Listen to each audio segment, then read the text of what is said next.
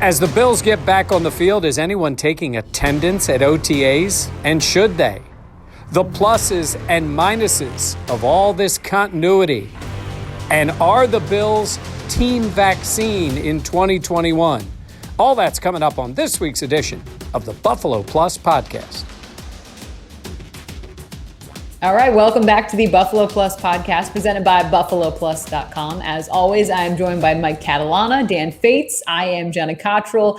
All right, OTAs, the first stint of them wrapping up. We had players out on the field for voluntary team activities. Dan, you were in Buffalo today. Just to start, what was kind of the vibe of the team, seeing everyone? Shouldn't say everyone. There was about 70 players there, including the tall guy in shorts, Josh Allen. Yeah, he looked great in shorts, per usual. I had to send out the contractually obligated tweet of him in shorts. Also rocking the visor again. I know he says he's not going to do it during the season, but a lot of fans enjoying it during practice. And guys, I think, dare I say, it felt somewhat normal. Very few masks. Obviously, everybody was outside.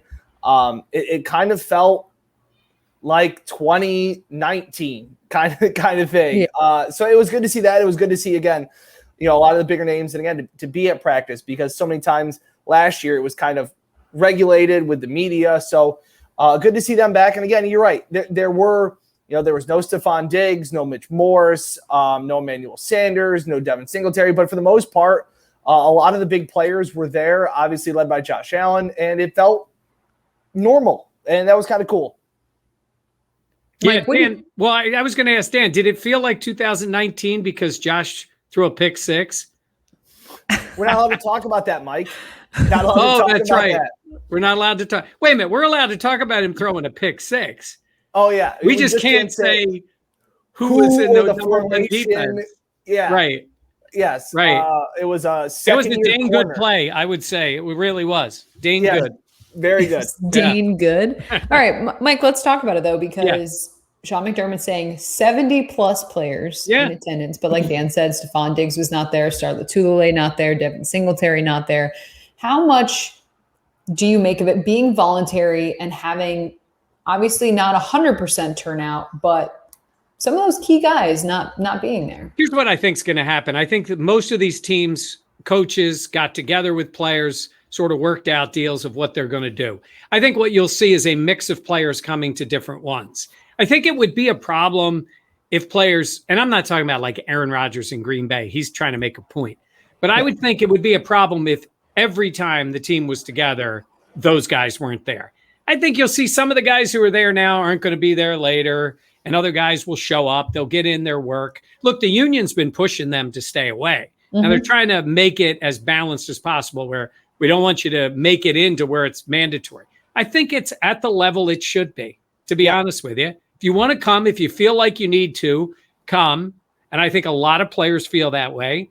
But they're going to get in some work. They're going to see everybody. Everybody's going to know they're pretty good. And then they're going to not show up another time, because I don't think they need 14 different OTAs in order to get ready for training camp, to get ready for the preseason, to get ready for the games. Jerry Hughes wasn't there, and it didn't even register in my mind until after the fact, where I was like, oh yeah, Jerry wasn't out there, because what does Jerry need to do at this OTA? Again, all the rookies were there. I think that was a big thing. The entire secondary was there. But again, I thought for the most part, again, Mario Addison wasn't there, but like, I don't know, the guys that were there, it wasn't like I was like, how dare they? It was like, it's fine. They, like, again, Stephon Diggs is training on his own. We've seen Devin Singletary training on his own. It's like these guys are sitting on the couch eating Oreos and Twinkies, and like they don't want to be here. Hey, Matt, hold on a second. Do you have Oreos and Twinkies when you're eating like that? I do. That's and pasta and pizza. Yeah, I had pasta tonight for dinner. I just meant the combo of Oreo Twinkie. They should make Oreo Twinkies. There you go. They have every other kind of Oreo, so yeah. They're so good. I feel like for the older guys, some of the veterans, it's like, yeah, guys, I'm not going to go because this is an email. Like, it's like the classic, either go to the meeting or it should have been an email. In this case, it's like not, they don't need to go type of thing. I saw a list on here compiled. So Devin Singletary, Tywan Jones, Emmanuel Sanders, Stephon Diggs, Mitch Morse, Darrell Williams, Jerry Hughes, Mario Addison, Vernon Butler, Star Lotulelei. So those guys not there. But again, all of those guys have been in the league. So it makes sense to me that this time they're not going to be around. All right. So maybe I'm just reading into it a little bit. Dan and I talked about this off camera, was when Sean McDermott was asked a question about Star for this year. His immediate response was, well, Star's not here right now. And I thought that was a little noticeable only because they're not going to go down the list of every guy who's there and not there. He easily could have just answered the question on Star, not even referencing seeing him on the field. Now, again, I don't know, Dan, am I reading into that a little bit? No, I think he's the one guy that it maybe raised a little bit of an eyebrow just because he opted out last season. It's a big contract that he's getting paid. Kind of would have liked to see him back the first time the team gets together, where the pandemic kind of seems in check. Look, nobody batted an eye at anybody that opted out last season, but it just was that he was the one guy I would have thought would have been chomping at the bit to kind of get back to Buffalo. So while, again, Mike, I think we joked around that nobody's taking attendance at OTAs, Star was the one guy that I just wanted to see. I'm not questioning whether he wants to continue to play football. I'm not doing any of that. Just would have been a guy I would have liked to see. Yeah. I can see that being the case, though, because of last year, him not being there. And this really being the first opportunity to see the guys out on the field. Again, conditioning check. Right? That's true. Well, that's true. But also, he is a veteran. Maybe he felt like, I don't need to do this because even though I didn't play last year, I know what we're going to be doing. And he's been around McDermott, obviously, even before. So they go back. It'll be interesting to see how teams around the league deal with the guys who opted out. In what way? It's football teams. Look, yes, they are going to, I'm not saying hold it against a player, but it gets into their mind. There were teams that didn't want to draft college players who opted out. You better be super special. Otherwise, some of them dropped. And, well, Greg Rousseau opted out. But in terms of like some of them, and I'm not trying to make it too big of a deal of this, but you made the point. Like Star was gone last year. Well, by the way, the team went to the AFC Championship game, and now you're back. And left unsaid is what the contract does to the team, because they were fully expecting that contract to be played out last year. Yes. And it gets, what's that phrase? They use a word for it. It just gets pushed to the next year. There's a legal phrase for it. And so they weren't expecting that big number to be on the books this year. Just throwing it out there. They've spent a lot of money on that line. They've drafted guys. They talk about the inside outside versatility of people. They have other players. Let's just see how it plays out. Yeah. I think that's definitely something to watch considering his time away. Just like what Dan said, you're not saying anything. It's just something that, I would keep an eye on because we're not taking attendance, but we're watching. But we're watching. That's the perfect way to put it. Not taking attendance, but we see everything. Yeah. And we do see a lot of continuity out there. I mean, we have Brian Dable, obviously Josh Allen, Ken Dorsey, Leslie Frazier, Sean, like all of these guys. Yep. And then you look at also the rosters in terms of that. It's interesting because in this intro, we talked about the downside of continuity. And I was curious, Mike, what you think that is. Well, Dan knows this too from the call today. It was like he answered it. I think it was Marcel from ESPN asked the question. And McDermott said, continuity is good, but there is a downside, a little too much familiarity. You need a little bit of a spark.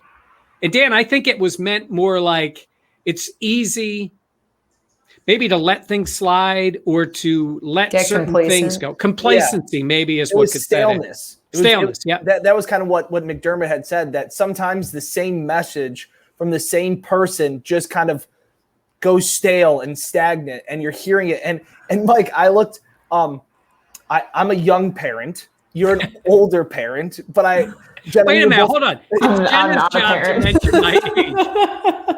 That is true. I'm just saying. It wasn't me this time. Like my daughter's 10 months old now, so like she can't talk back to me yet, but I have heard other parents say that I told you this 1,500 times, but you hear it from somebody else and all of a sudden it clicks for them. Yeah. For your kid. And I just like the honesty from Sean McDermott to be like, like we don't want messages to be the same thing they've heard over and over again. That and again, they're pro athletes.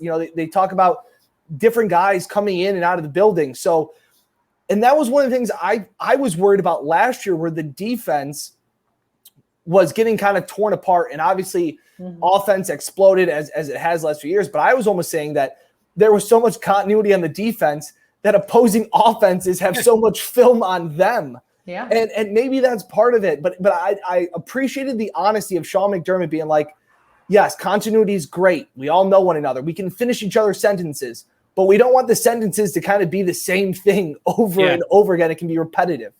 It's so true too, because I think, like, when I think about it, a couple, like, seeing trends when you talk about the defense, like the run has been very tough for them to stop, things like that. Like, that has not really changed.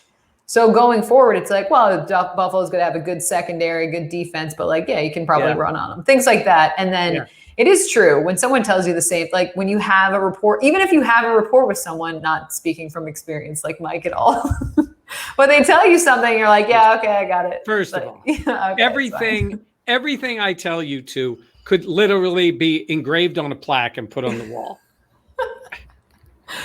Really? You're that poetic?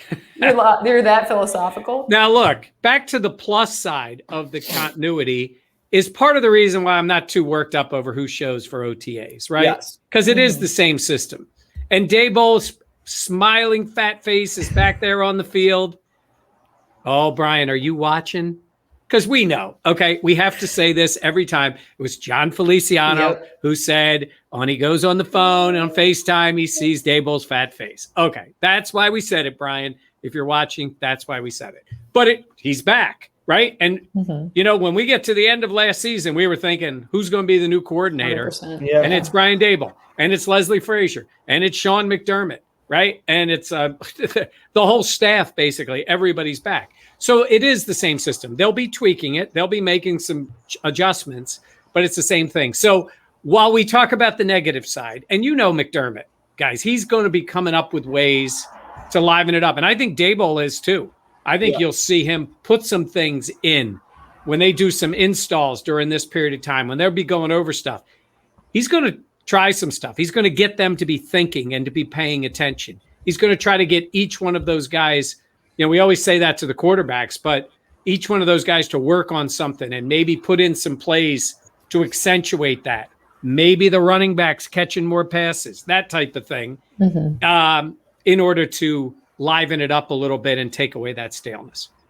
I think too, when we talk about the positives, the one thing that really jumps out as well, not just coaching staff wise, is just for Josh Allen and his receivers, like having that in-depth knowledge of what your guys are doing, knowing their tendencies. Yeah. It's going to be another, like, think of how seamless it was between Josh Allen and Stephon Diggs, like already having a year to build off of that. Like the expectations, I feel like, continue to jump of like, how can it get better? But I think there can be that possibility. Obviously, Cole Beasley. I mean, there are going to be new guys, Emmanuel Sanders, but even Gabriel Davis. Like it's going to be interesting to see how that grows because they already have that foundation. Allen does with so many of his guys. And Jenna, when you talk about that continuity, especially with Beasley and Diggs, I immediately think to a lot of the stories that we've heard this offseason with Tom Brady and Julian Edelman. And I mean that as a positive. And I know it's Bills fans may cringe at those two guys, but he was on a couple different podcasts and they talked about how Tom and Julian would do things that weren't in the playbook, that the play wasn't called, but it was all the reps that they had. And it got to the point at times where Edelman had said that they'd come to the sidelines like, guys, I know you guys are doing this, but like, stop. Enough. And I even think back to the connection that Brady has with Gronk, that even after a year away, Gronk still's making big plays in big games and where that can just continue to grow, where especially a guy like Cole Beasley and Stephon Diggs, where they're so shifty with their route running and it's being able to read that. And I think that's added such a safety blanket to Josh Allen that it's just been impressive. So I think about well, how can this get better? It's like, I don't know. Julian Edelman and Tom Brady got better. It seems like year after year after year. So it can. Yeah. And then a guy like Emmanuel Sanders coming in, very different personality, at least from the outside that we see, than John Brown. I mean, John Brown, that personality would come out when he'd do his hurricane touchdown dance. Dancing. But otherwise, he's a pretty low-key guy, very smooth. I think Sanders has a little more personality, a little more. He's been around. He's very excited to play with Josh in this offense. He and Cole Beasley have been together before. So I think that part is the type of thing that adds to it. Now, Dan, did you see Zach Ertz on the field today for the Bills, or was he not there? I didn't, but I was wondering, going off of when Zach Ertz is going to be made available to the Bills media, when is Julio Jones going to be in a Bills jersey? Gosh. Because that's next. I mean, obviously, who doesn't want to come and play in Buffalo at this point? Let's ask this here. Yeah. Let's think of it in this way. The pluses of Julio Jones is it's Julio Jones. Yeah. You know, and he's a great player. Yeah. And so that doesn't even really need to be debated. He still is. He still has time left to be really good. Yeah. So why wouldn't you do it? I think because you do have other places you can put your money and put your resources. That's true. And they scored how many points last year, Dan? 560, whatever There's it was. only one football. Yeah, well, I mean, in terms of wide receiver is not a problem area on this team. Now, yeah, but you've heard Sean McDermott say we want to keep our fastball. Oh, I agree with that. I'm saying is, could they use Julio? Of course you can use Julio Jones. Well, I wrote the article on BuffaloPlus.com where I hypothetically talked about the what if, and I said it's not going to happen, but I said it'd be fun to think about, and I said it's not going to happen, but it would be really cool, but it was not going to happen. And I did talk myself into it, and I said, what is the one thing the Bills' wide receiving room is lacking? It's size. Yeah. Julio's like 6'3", 6'4". Like, he would be a big target for Josh that he doesn't have. I mean, I know Gabriel Davis is 6'2", maybe is the tallest. Yeah, Isaiah Hodgins has been out there at camp. Jake Kumaro, who don't tell Aaron Rodgers, is at Bills OTAs. Yeah. That'll just drive him nuts. But I just saying it's not going to happen, but it would be really fun. So Aaron Rodgers, would he rather have Julio Jones or have Jake Kumaro back? Jake Kumaro. I was going to say, just for the principle. That's true too, Dan. He wants this guy back. The downside, again, if we talk about throwing this out there, the downside would just be using resources when you do have some other needs. Maybe they go for another veteran corner. You know, I can't imagine them adding another pass rusher, but you don't know. They really don't have a lot of glaring holes on the 53, but there's a point where you just say, hey, you know what? Did the Brooklyn Nets need another shooter? And they went out and got Harden. So, I mean, there is a point sometimes where you say, we got all these guys. How good would Julio look there? I mean, there are going to be good players that are left off this roster that will be released. Yeah. It's just a matter of fact. I was going to say, it's just a matter of numbers. Yeah. Yeah. No, I mean, it makes sense. I mean, this team has just changed so much over the last couple of years. Yeah. And I feel like that. Okay. What do you? Well, no, I was thinking that, like, here we are finishing up, the first OTAs of the season, and all the talk today, guys, was vaccines. Like, I'm driving up there thinking, like, we're not wondering who the number one wide receiver is. We're not wondering about who's going to be the defensive star this year, who needs to step up, who's on the out, who's going to be the quarterback, is so-and-so going to step up. We're talking about nitpicking about the fact of, can this team get enough vaccinated players so they don't have to wear masks and can have more in-person meetings? Like, that is where we are at with nitpicking this team for that next level advantage. Yeah. It is so different. Like, just over, and even having OTAs and not knowing the foundation that's already been set. I'm laughing because we're like, do they really need Julio Jones? Yeah. You know what I mean? I mean, this is a franchise that signed 30-whatever-year-old T.O. because they had nobody, right? And so you look at it and say, in terms of players. Now, I will agree with you. The COVID thing was a big story on the first day because it was Sean McDermott and it was Josh Allen. It's going to continue to be. It is. But this first chance to really talk to them as they've come back for all of this. And so I do think there is a part that says, we know this team is good. We know they're going to win. It's just a matter of how many games they win. I mean, they are a very good team, barring anything really bad happening. And you start to think like, what are the things that could be a problem? And that's what the coaches think about, right? They always think about that. That's why Mitchell Trubisky's on this roster. I mean, we can laugh and other people are like, oh, Mitch Trubisky. Guess what? They believe that's a big upgrade from Barkley. And why are you worried about it? Because God forbid for this team, Josh Allen were to get hurt. So they want a guy who can come in and run it more like Josh Allen. So when I say that, could the COVID vaccine thing become an issue? I think this is a pretty tight group. I think they have their stuff together. But Jenna, it's an issue in every workplace in America, every school in America. I mean, the vaccine thing is an issue. And these are adults who have their own opinions, and it can become an issue.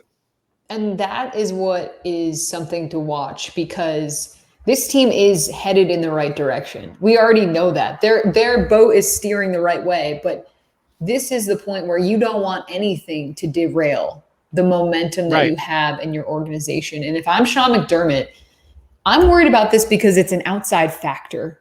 It's deeply personal. It's something that, it goes on outside of the locker room. And because of that, Dan, I feel like there is that much more pressure on the team, because there are incentives to be vaccinated, to have your team vaccinated. Yeah. But at the same point, you're dealing with the human to human interaction. Yeah. That makes it that challenging piece. And I like Sean McDermott's words today about like educating his players. And I thought that was important messaging.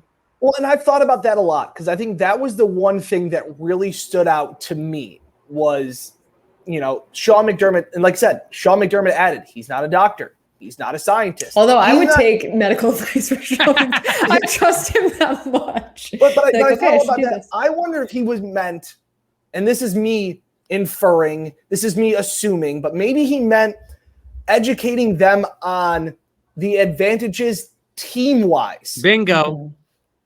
I think you're right. I think you're right. If you guys are on the fence about getting vaccinated, if you get it, we're going to be able to do X, Y, and Z, which will give us a on-field advantage off the field. And I wonder I don't think he's trying to explain to them mRNA and Johnson & Johnson vaccines and efficacy. I think he's trying to say, guys, he did say he respected that they get to make their own decisions. But if you're on the fence, guys, and are thinking about it, take one. Almost like take one for the team. I don't know.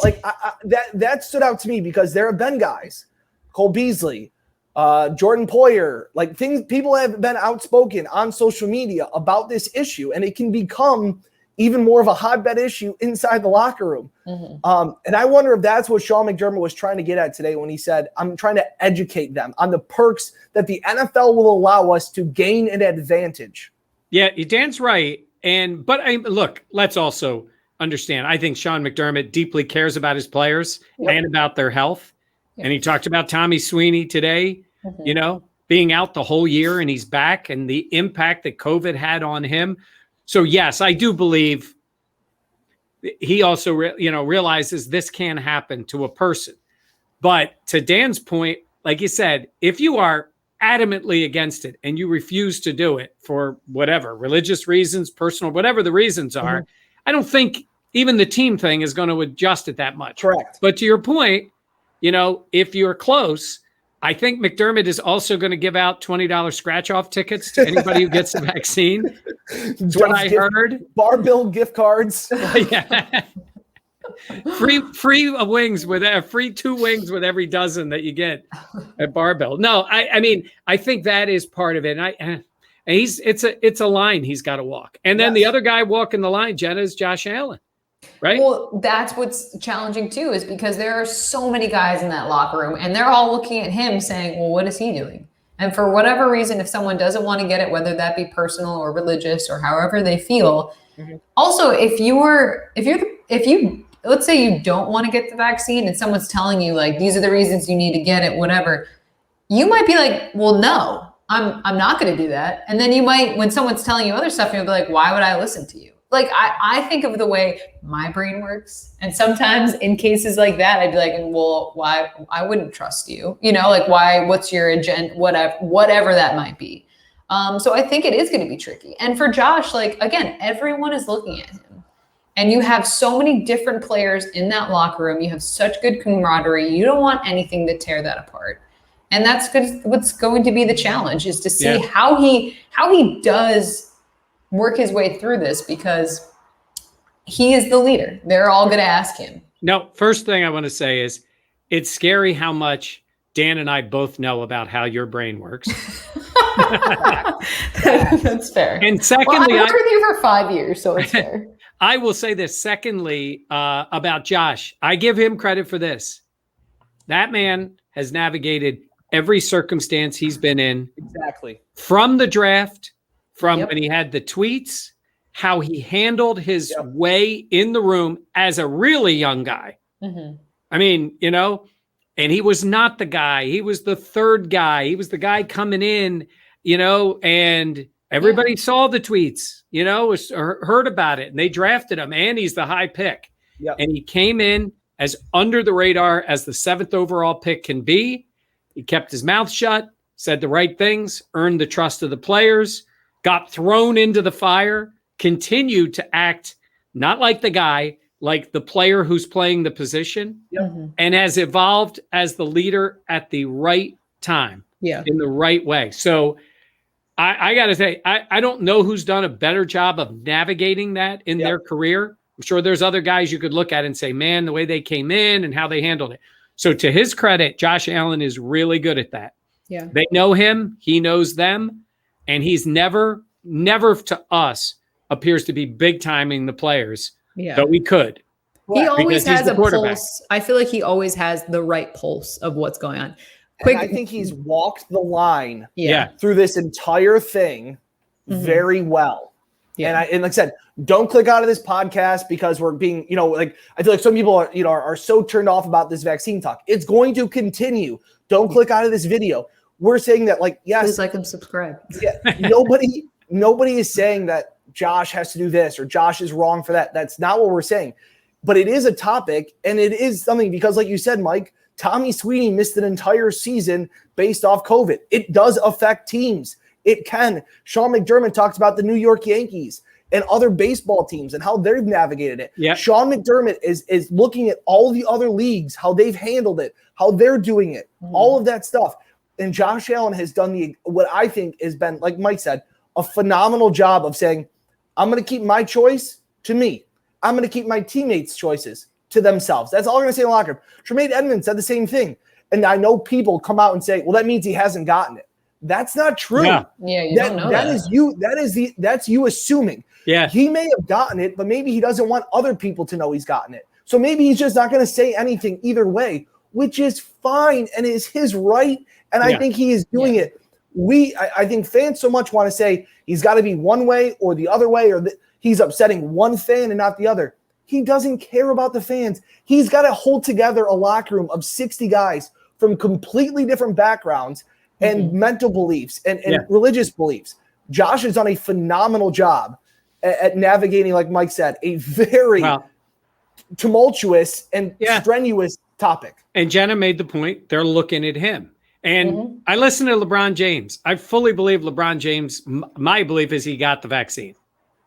But he doesn't say. For whatever reason, he doesn't. He's sort of the face of the entire league. Yeah. And a lot of guys have it. Now, the thing I want to say, though, is where it can impact it. And I know there's people watching and they'll comment and they're going to tell us it's we're telling you about the way it can impact a football team and within the rules. So my point is there are also things like exposure to somebody who has COVID, right? And if you're vaccinated, you're not going to have to sit out. That's a big deal. It's a big deal in the NBA. Like a guy was exposed to somebody, he's vaccinated, he's good. He doesn't have the same protocol that other people do where he's out. So as a Bills fan, if player, I won't say a name, but maybe somebody who's playing in the slot, catching passes, is exposed to somebody with COVID and he's got to miss a week or two, how are you going to feel about that? Again, it's his personal choice. I'm talking about you as a fan watching the team play. You're going to say, no matter how you feel about it, you're going to say, man, I wish he would have gotten the vaccine. This isn't about forced vaccines or forcing it on me. Yeah. This is a football aspect of if you get this, it helps your football team to some respects. Yeah. I will also say, and Dan, you know this too, and maybe you've experienced this, there's players who don't want to get a needle when they're injured, right? Yeah. Mm-hmm. And it's different. I know this is different, but I'm saying just don't want to do it because, it can expose you to other injuries. Other guys are like, hit me up, man. Whatever it takes, I'm getting back on the field. I know that's not the same as the vaccine, but it can impact your health, and they are doing it, to Dan's point, for the betterment of the team. It's a lot better with that bum ankle to go sit down than it is to go out on the field and get numbed up. But some guys are way more apt to do it. And I don't know if that'll come into play with the vaccine, but I do think there is some element to that with all these teams navigating this, which is a tough situation. And like I said at the beginning, Jenna, it's going on everywhere in the country. Yeah. And I think the reason it's being talked about so much is because there is that upside for teams, for coaches, for having meetings. If you reach that threshold of 85% vaccinated, then you can have more in-person meetings. People don't need to wear masks. You can be able to be all together. And like if a player is exposed, they don't have to be quarantined, things like that. So there are differences in how you can be approached in terms of your season. So that's why it is something that we're talking about, because it impacts the on the field product. And another thing that it impacts, and maybe more for us in Rochester, but I've been told that the vaccine rates for a team impact the protocols for teams to leave their home facility to go elsewhere. I don't know if there is a number they have to be at. I don't know all the specifics, but now that is not a motivation for a player. I can't wait to sleep in a dorm room and go to Rochester. I don't think that's happening. Yeah. I'm saying, again, more for the fans who want to get to training camp and see them. That could be an impactful thing in terms of the Bills going to training camp for this year. And we'll see. I mean, McDermott said today, again, he's been consistent. He wants to do that. But these protocols may have him shy away from it if they're not meeting the right numbers, or it's going to cause other issues. Yeah, Dan, he called it a heavy lift, which I would imagine would be the case considering last year, obviously, training camp was at the facility. They already have everything set up for that. But the fact that there is the possibility of that and, the team doing their due diligence. And Sean McDermott has talked at length about how important he thinks going away for camp can be. Yeah, he talked about it again, how much he likes it. And he's already sent people. He said he sent staff up to Fisher to try and scope it out. I will say this, and it goes back to the vaccine thing too. Time is ticking away. Sean McDermott said that's the other thing. Based on unless you get the Johnson & Johnson, the one shot, he said that the other ones, they could take 6 to 7 weeks until you're fully vaccinated. So he was another one too, saying like times of the evidence. And even Josh Allen said, yeah, sooner rather than later. Like if you're going to get the vaccine, get it now so that you can help those numbers, because I believe it's 85% of the roster, if that's what they're doing, in the other pro sports, to weaken, to lessen those COVID-19 restrictions. Yeah. All right. We'll see how it all plays out. There's plenty more OTAs coming up. Those voluntary workouts. We'll have to see if anyone else. And yeah, Dan, give a shout out to your shirt. Kicking Bass. Yeah. 26 shirts. Great shirt. It was an impulse buy, but as I like to say, punters are long snappers. Long snappers are people too. Kickers are people, and football players too. So yeah. So you helped out Del Reed. You got yourself a 26 shirts, and it's for the kicker. So there you go. There you go. It is a good one. Kicking back. It is. It is. Be sure to like, comment, and subscribe. Any questions you guys have, be sure to reach out. Let us know. We always appreciate you guys listening to us here on the Buffalo Plus channel. Again, we really appreciate all the comments. And if you do like it, it really helps us up tremendously. So and subscribe. We really want, because we have it on there twice on the screen. Subscribe. In 2 different colors. And Just subscribe. we really want you to subscribe if you can't tell. Plenty more coverage on buffaloplus.com as well as on this YouTube channel for Mike Catalana and Dan Fetes. I am Jenna Cottrell. Thanks for joining us. We'll be back again next week as we talk more Bills offseason as they prepare for the 2021 season. Thanks.